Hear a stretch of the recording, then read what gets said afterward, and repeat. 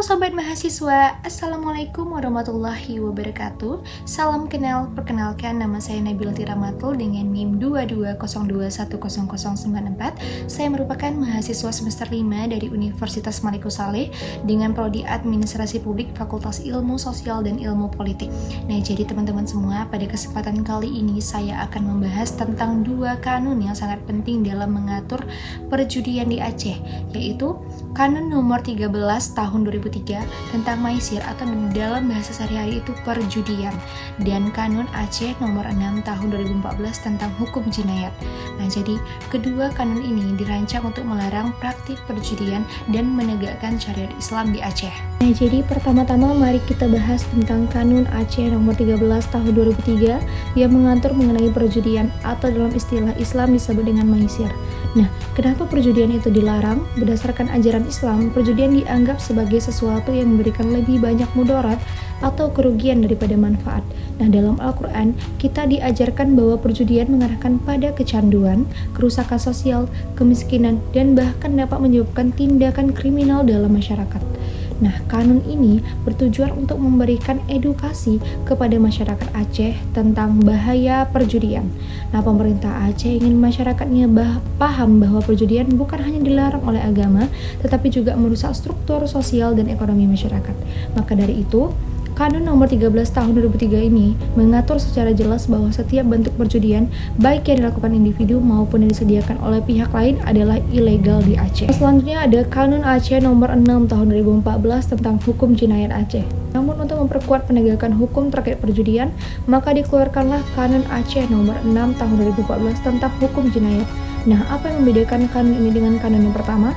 Jika kanun pertama, yaitu kanun nomor 13 tahun 2003 lebih mengutamakan pencegahan melalui edukasi, kanun nomor 6 tahun 2014 ini lebih menekankan pada penegakan hukum terhadap masyarakat terlibat dalam perjudian. Nah, kanun ini mengatur segala jenis tindak pidana perjudian seperti menawarkan kesempatan untuk berjudi tanpa izin, memberikan fasilitas untuk berjudi, dan menggunakan perjudian sebagai mata pencaharian, serta mengajak orang lain untuk berjudi dan turut serta dalam usaha perjudian tanpa izin. Nah, jadi pemerintah Aceh tidak hanya melarang perjudian, tetapi juga memberikan sanksi tegas bagi pelaku perjudian. Dan berikut adalah sanksi yang akan diberikan kepada mereka yang melanggar kanun ini, yaitu sanksi yang diberikan kepada pelaku perjudian dalam Kanun Aceh nomor 6 tahun 2014 memang cukup berat, dan ini semua bertujuan untuk memberikan efek jera agar masyarakat tidak terlibat dalam praktik perjudian lagi. Nah, berikut adalah rincian sanksinya. Yang pertama itu ada hukuman cambuk. Nah, jadi untuk pelanggaran yang ringan atau bagi pelaku pertama kali, nah hukum cambuk yang dijatuhkan adalah 30 kali hukuman cambuk. Bagi yang pelaku yang mengulangi pelanggaran atau melakukan perjudian dengan dampak sosial yang lebih besar, maka hukuman cambuk bisa mencapai 60 kali cambukan. Yang kedua itu ada pidana penjara. Jadi pelanggaran ringan akan dikenakan hukuman penjara antara 6 hingga 1 tahun. Untuk pelanggaran yang lebih berat, maka pidana penjara bisa diperpanjang hingga 2 tahun atau lebih. Nah, yang ketiga itu ada denda uang. Jadi pelaku perjudian juga dikenakan denda uang yang jumlahnya bervariasi. Untuk pelanggaran ringan, denda yang dikenakan adalah antara 15 juta hingga 35 juta. Nah, untuk pelanggaran yang lebih berat, denda yang dikenakan bisa mencapai 35 juta atau bahkan bisa lebih, tergantung pada keputusan hakim. Jadi, bisa kita lihat bahwa hukuman cambuk, penjara, dan denda uang adalah beberapa bentuk hukuman yang akan diterima oleh pelaku perjudian. Semua itu bertujuan untuk mencegah masyarakat terlibat dalam perjudian dan menjaga keterlibatan serta kedamaian di Aceh. Lalu, bagaimana efektivitas dari kedua kanun ini? Nah, Kanun Aceh nomor 13 tahun 2003 dengan pendekatan edukasi dan sosialisasi bertujuan agar masyarakat bisa lebih paham tentang bahaya perjudian. Sementara itu, Kanun Aceh nomor 6 tahun 2014 berfokus pada pemberian sanksi yang tegas agar pelaku perjudian merasa ada konsekuensi yang berat dari tindakannya. Adapun dampak sosial dari kedua kanun ini itu sangat besar. Dengan berkurangnya praktik perjudian, diharapkan masyarakat Aceh dapat hidup dalam lingkungan yang lebih harmonis, jauh dari dampak negatif perjudian seperti kemiskinan, konflik sosial, dan tindakan kriminal lainnya. Nah, kebijakan ini tidak hanya bertujuan mengurangi perjudian, tetapi juga untuk menciptakan lingkungan sosial yang lebih baik dan sesuai dengan nilai-nilai Islam.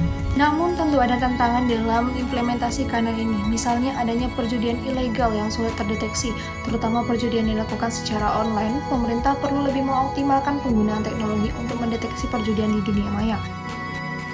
Gencar dalam melakukan sosialisasi kepada masyarakat agar mereka paham bahwa perjudian adalah sebuah pelanggaran yang bisa merusak masa depan mereka. Nah, agar kanon ini berjalan efektif, saya menyarankan beberapa hal. Yang pertama itu ada peningkatan sosialisasi dan edukasi mengenai resiko dan bahaya perjudian, khususnya di daerah-daerah yang masih rentan terhadap praktik perjudian.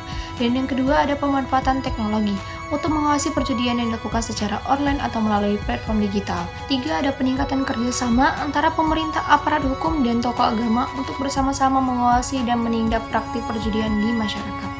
Nah, jadi secara keseluruhan, Kanon Aceh nomor 13 tahun 2003 tentang maisir atau perjudian dan Kanon Aceh nomor 6 tahun 2014 tentang hukum jinayat adalah kebijakan yang sangat penting untuk menanggulangi perjudian di Aceh dengan mengedepankan pendekatan edukasi serta penegakan hukum yang tegas. Kedua kanon ini diharapkan dapat menciptakan masyarakat Aceh yang lebih baik, lebih religius, dan lebih harmonis sesuai dengan ajaran agama Islam. Nah, dengan demikian penjelasan saya.